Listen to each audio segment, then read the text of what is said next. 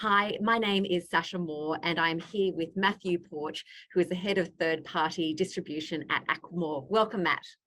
Hi, Sash. Lovely to see you again. Likewise.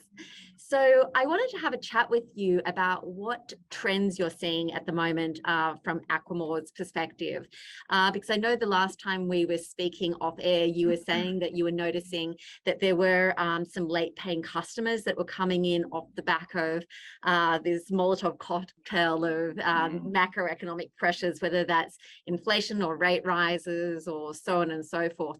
So I just wanted to sort of talk through that elephant in the room, and in particular how that can be managed proactively from a broker's perspective, and what your position is in terms of this sort of inevitability of the cash crunches affecting borrowers. Yeah, absolutely. You hit the nail on the head with the way that things are moving at the moment.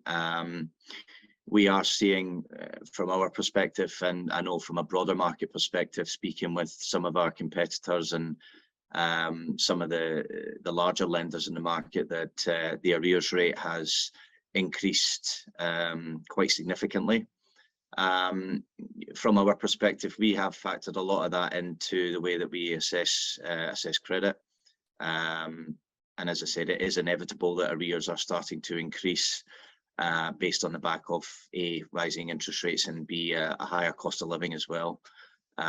People are having to make some really tough decisions about where they spend their money, and they're having to find an extra, however much it is, on average $1,200, $1,300 a month to meet their interest obligations. So yeah, it is inevitable that that sort of thing will happen. What we say to all our borrowers and all our referrers is you just need to be proactive with what's happening. Reach out for a discussion sooner rather than later, just to advise, look, we are having a few issues, this is what's happened, and we can all sit down and try and figure out something in respect of how we get on the right foot.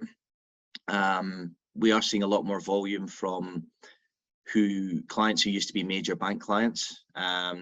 Major bank criteria is starting to tighten up very significantly, and a few major bank clients are slipping into arrears, which is pushing them into the second tier or the private lending market. And it's just a case of how you manage that, first of all from a broker perspective, but also from a client's perspective, about what solutions are suitable for them.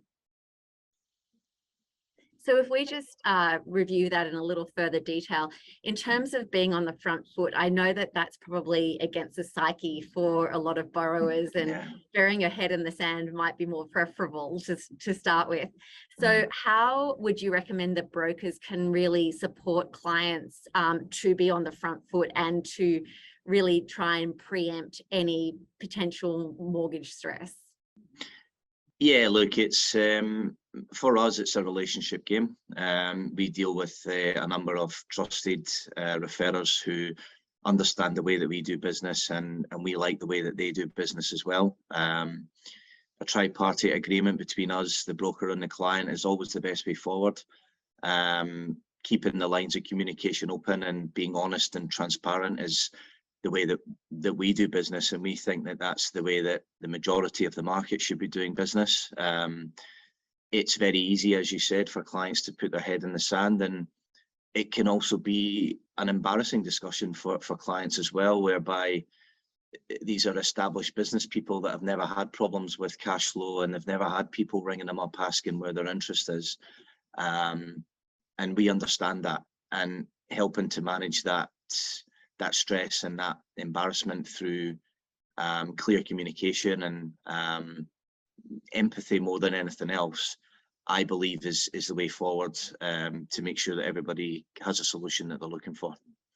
Yeah, you raise a really interesting point, because you know, we're sort of talking about the hard effects of all of these geopolitical impacts, but I guess it is also heightening the personal stress, and I think that's where the broking channel is really well placed to manage that. And it was actually said to me by somebody in industry who's a broker that, you know, they were really feeling that they were starting to become more of a business advisor rather than the traditional broker. And I think this trying period that we're definitely heading into is another opportunity for brokers, as you say, to be on the front foot, but in a very empathetic and respectful way, which is sort of naturally leaning to how I would expect that they would approach their clients and be appreciated by their clients in the process.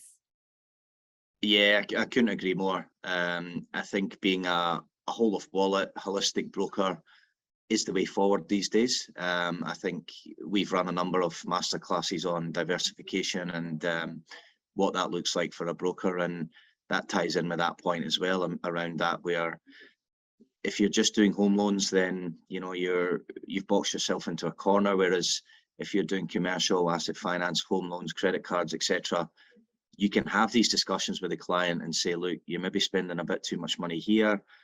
What was this expense last month? Is this expense necessary going forward?